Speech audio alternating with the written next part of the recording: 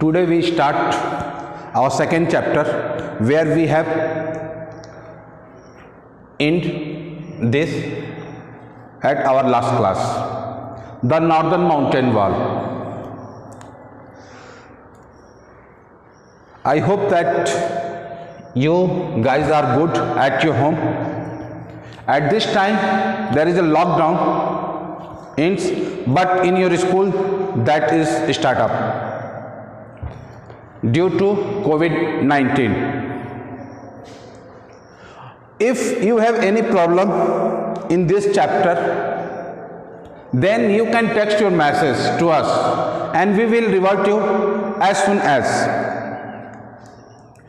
In last class we are going through the northern mountain wall. We studied about the northern mountain wall and we saw that in the north portion of India there is totally a mountain wall, northern mountain wall, and that is divided into three parts, and that three parts are Himadri, Himachal and Shivalik. The world's some highest peaks are situated in that Himalayas, in which first is Mount Everest, second is K2 and third is Nanda Devi.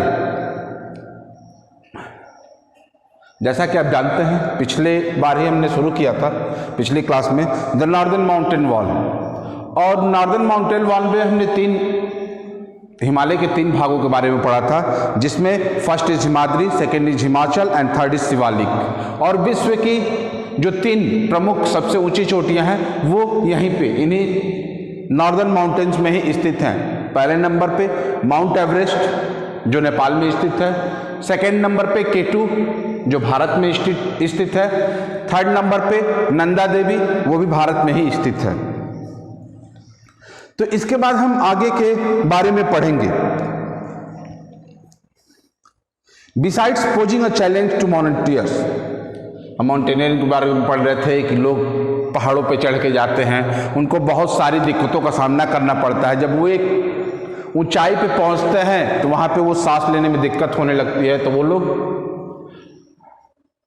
Oxygen cylinder भी लेके जाते हैं, कुछ गर्म कपड़े लेके जाते हैं क्योंकि वहाँ पे फ्रीजिंग पॉइंट होता है, हमेशा बर्फ होती है। तो उसके आगे जस्ट हम शुरू करेंगे। Beside posing a challenge to mountaineers, जो पर्वतारोही हैं उनके सामने एक समस्याएं हैं। The high peaks are useful in many more ways, जो हाई पिक्स है, हाईएस्ट पिक्स हैं, वो यूजफुल है कई तरीके से। Huge blocks of ice from this mountains tops flow down as rivers of ice, और ह्यूज ब्लॉक्स ऑफ आइस, और इन माउंटेन से कई सारी नदियां निकलती हैं क्योंकि वहाँ पे हमेशा बर्फ जमी होती है। तो वो जब आइस मेल्ट होती है, वो आइस जैसे जैसे मेल्ट होती है, जैसे इन लास्ट क्लास मैंने बताया था आपको हिमालय का मीनिंग क्या था। हिमालय को जब दो पार्ट में हम डिवाइड करेंगे, ये हिमालय है, तो इसको जब हम डिवाइड करेंगे हिम और आलया, आलिया प्लेस ऑफ एंड हिम आइस, तो हिमालय क्या है? प्लेस ऑफ आइस, ये बर्फ की जगह है, और जो बर्फ होती है, जो आइस होती है, वो धीरे धीरे मेल्ट होती है, और वो पानी जब एक धारा के रूप में बहना शुरू करती है तो वो आगे आके नदियों का निर्माण करती हैं, रिवर्स का। They are known as glaciers, जो ह्यूज अमाउंट ऑफ आइस है जो चोटियों पे है, पिक्स पे है, that are known as the glaciers, वो ग्लेशियर के नाम से जानी जाती हैं। As this glaciers move into the warmer regions, when this glaciers moves करती हैं वार्मर रीजन्स में, तो दे मेल्ट, जब वो पिघलती हैं, ये जब स्नो मेल्ट होती है, rivers like Ganga and the Yamuna flow down, ये ओरिजिनेट होती है glaciers. Ganga originate from Gangotri glacier and Yamuna originate from Yamunotri glacier. During the summer month में these rivers do not get dry, जो नॉर्दर्न एरिया में, भारत के नॉर्दर्न एरिया में जो भी नदियां हैं वो नहीं सूखती हैं, क्योंकि उनको सोर्स ऑफ वाटर, उनका जो सोर्स ऑफ वाटर है वो क्या है, ग्लेशियर है। उनका सोर्स ऑफ वाटर ग्लेशियर है।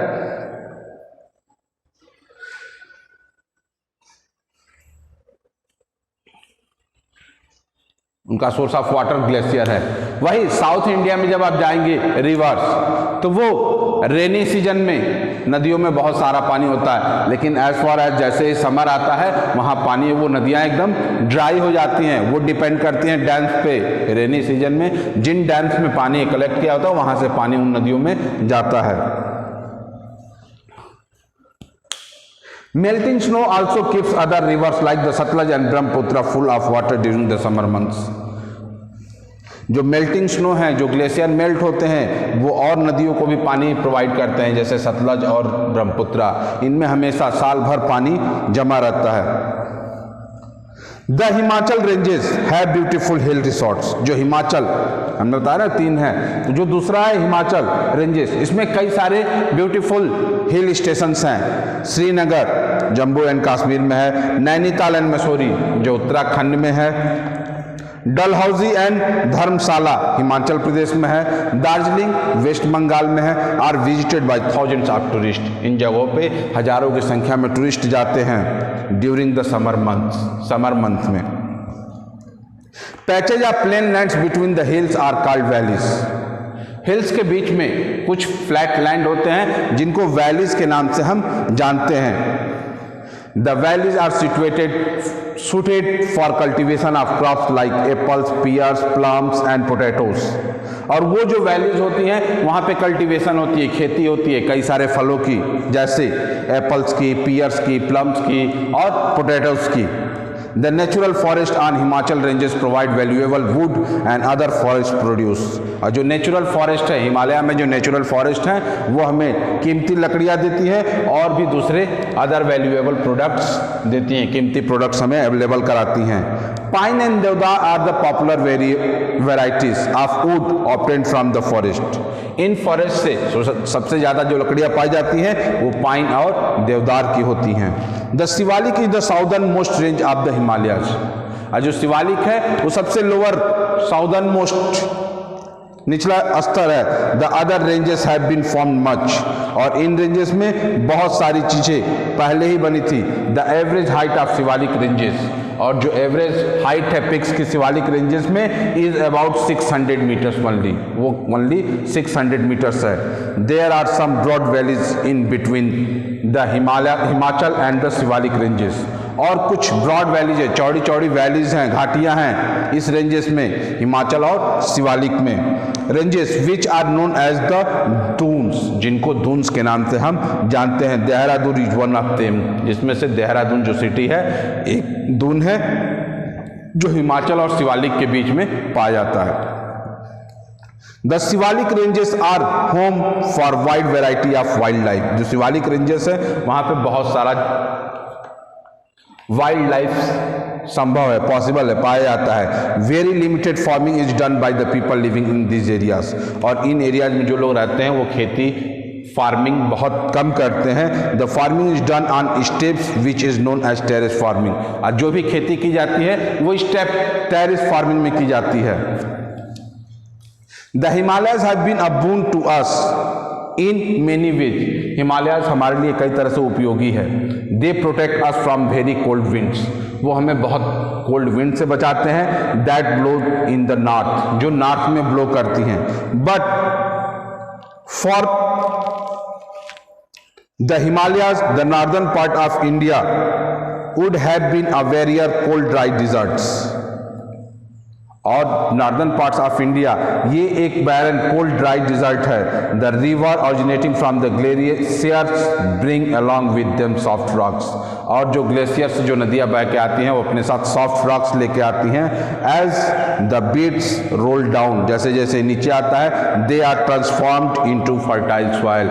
और ये जैसे जैसे नीचे आता है ये चेंज हो जाता है फर्टाइल सॉइल में, उपजाऊ मिट्टी में जहाँ पे हम बहुत अच्छी खेती करते हैं। Every year as the rivers flood, हर साल जब नदियों में बाढ़ आती है, the fertile soil is laid up on the river banks, तो जो फर्टाइल उपजाऊ भूमि होती है वो नदियों के किनारे आ जाती है, मिट्टी जो होती है वो नदियों के किनारे आ जाती हैं। The Himalayas were at one time our sentries in the north, और एक तरह से हिमालय जो है नॉर्थ में हमारे लिए रक्षक का काम करता है।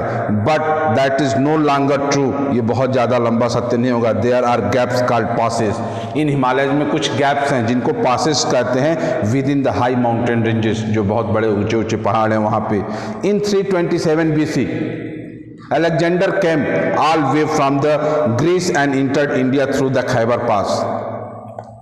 In 327 before Christ, अलेक्जेंडर जो था वो भारत आया था ग्रीस से और इंटर हुआ था खैबर पास से। एक पास है हिमालय में जिसको खैबर पास के नाम से जाना जाता है। And this pass joins Afghanistan to what is now Pakistan, और ये पास ज्वाइन करता है अफगानिस्तान को जो आज की डेट में पाकिस्तान के नाम से जाना जाता है। इन 1962 the Chinese forces attack India, और 1962 में चाइनीज फोर्सेस ने भारत पे आक्रमण किया था नाथुला पास के through. Attack India using the Nathula joint Sikkim to Tibet, जो सिक्किम को तिब्बत से जोड़ता है, वहां से चाइनीज ने आक्रमण किया था। That's all for today.